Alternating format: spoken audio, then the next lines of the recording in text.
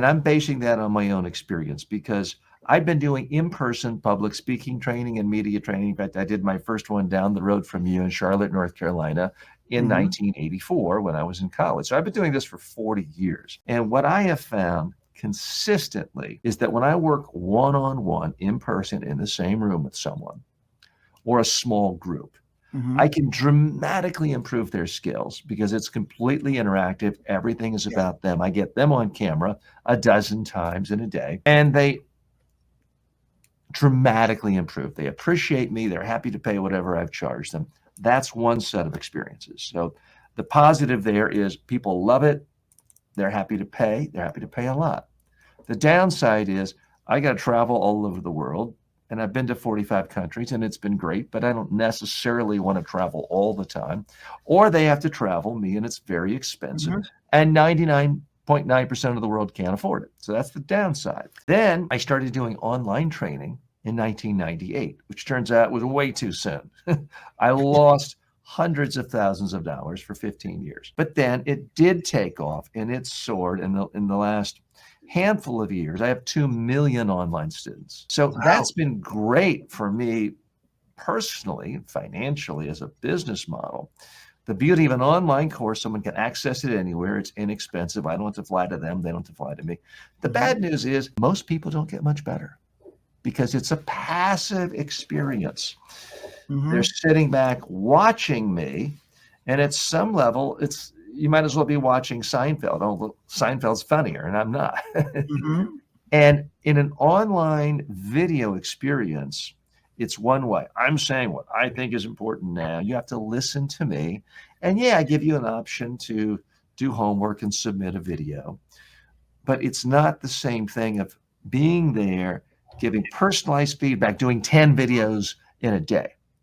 So what excites me about this video, this clone, is in my world, in my view, it has the potential of bringing the best of both worlds. It's completely interactive and can allow me to coach your appearance, and yet it's scalable because I don't have to be there, and someone can be there any time of day, 24 hours a day, any country, and now in any language. So that's why I'm convinced this is such a big deal. And as much as I think there's a lot of hype going on in the AI world, by the way, quick plug for a book I just read, AI Snake Oil, which is a great book. I do think that this digital cloning thing is going to be huge, potentially bigger than the internet itself when it comes Hmm. to how it transforms communication and perhaps Can, bigger than the printing press. So that's can kind of it where I am. And just can it to actually see my appearance? In other words, when the clone is working with someone in terms of speaking skills, you said something about. Yeah, so let me just give a quick demonstration. What it can't do now is when I'm on a computer, it can't then capture another computer image. Hmm. But let me just show you. In fact, I'll show you one thing that you may find amusing. I had to just step away for 1 second. But that's the other thing that's fascinating. And it didn't exist even 6 weeks ago. So I'm going to talk to my digital clone. Again, anyone can do this by going to tjwalker.ai. They can talk to my clone. Hi, I'm TJ's clone. How may I help you? Hi, TJ. I'm about to go on CNBC to promote my digital clone. I'm very excited about it. I'm talking to a business audience. I'll be doing it remotely. So I'm just wondering if you can give me feedback on what I'm wearing. What do you see me wearing? And should I change anything about my appearance for my TV interview? I see you're wearing a suit and a cap, sitting in a room with a cozy, colorful vibe. The suit gives you a professional look, which is great for a TV interview. However, the cap might be a bit too casual depending on the formality of the show. So that's what I Wow. find. That's kind of what blows. Obviously, I wouldn't wear a cap in real life, but it's able to give feedback. It's not just processing everything into a word. Yeah, that's amazing. Yeah. That's really amazing. I mean, that's something everyone should be checking out in terms of, how to use it for their business. Because as you say, it's just going to keep getting better. Yeah. And I mean, I think we're going to get to the point where anybody who currently has a LinkedIn page or a website is going to have a digital clone. The only question is, are they going to be cutting edge early? Are they going to do it when everyone else does? Or are they going to be late to the game? And you and I are old enough to remember that there was a time around 1994, 95, 96, where if you were a business and you announced you had a website, you could sometimes get a front page story in the New York Times business section or Barron's. Mm-hmm. Then it got to the point where everyone had it. And then by the early 2000s, they might write a story on you if you didn't have a website. Right, As a sign of how slow and behind the time. You didn't get any credit for having a website, but you got mocked and ridiculed for not having one. I think that's where we're going to be with respect to clones. We've had a few more comments come in. Sunny says, "Well, I'm one of them." Janice says she doesn't want to see me start cursing. Well, I don't for a couple of reasons. It's just not my style when I'm doing things of a public nature. Have I ever said a curse word in private with family or friends? Well, I'll let you ask them about that. Sunny says, "I'd love to see a prompt that allows two clones to have a conversation with each other." I have done that. I've had two different versions of my clone interview each other, believe it or not. And at one point, I think it's on my YouTube channel, where I had my clone interviewing Socrates. I know I was interviewing a clone version of Socrates, so I don't think we're far off from that. So, David, we really appreciate your time today. I want to, again, recommend to people that if they want to improve their own copywriting, probably the best and easiest thing they can do right now is just go to speakingofwriting.com, and they can check out your website. They can get your free reports. They may want to take a look at your mastermind group, your inner circle. They may want to check out Idea Power and also find out about your books.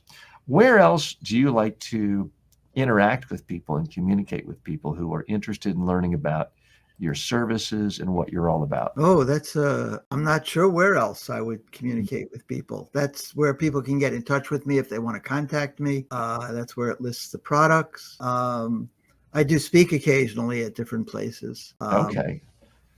Great. Well, and we have other comments coming in. Mary says, "Human beings will be lazier if we let clones do the work?" Is the question mark. Mary, it's possible. I can tell you now that I've had a clone, I'm working more than I've ever worked, but I also feel like I'm more productive. I'm creating more courses. I've just created a course. And here's how David, you may find this interesting, but you may find it appalling. So I created an online video course on how to make a digital clone. I then copied the transcript of my lectures, fed it into ChatGPT to clean it up. Then I fed it into my TJ Walker, the text version of my clone. Then I put it in a PDF and I turned it into a book with really very little oversight from me. But it was all pulling initially from ideas I had spoken. I then had the Kindle book, the digital book, turned into a paperback book. I then had the very same copy, turned it into a hardback book. It doesn't have a 100% happy ending. I had the audio, the text turned into an audio book from my digital clone. The bad news is Amazon rejected the audio clone. They are using audio clone voices, but they want you to use their audio clone voices. So yesterday I spent the whole day here in this studio recording out loud my voice. So the audible version of the book will be available in that format. So Mary, to your question, I'm working more than ever doing interesting, fun things, but I'm reaching more people. And I think it gives flexibility. But it also gives me sorry for sounding self-serving, but it also gives me flexibility in that I don't have to be in a classroom tomorrow and the next day and Friday at a university or in a training facility, because all of this stuff is digital, not just the clone, but my online courses. So I'm hopping a plane to the Bahamas tonight because I want to get away from the Florida hurricane, and I can work there and enjoy myself too. So Mary, that's how I see the interplay. David, really want to thank you for your time and your generosity with your wisdom today. I'm TJ Walker. We'll see you next time.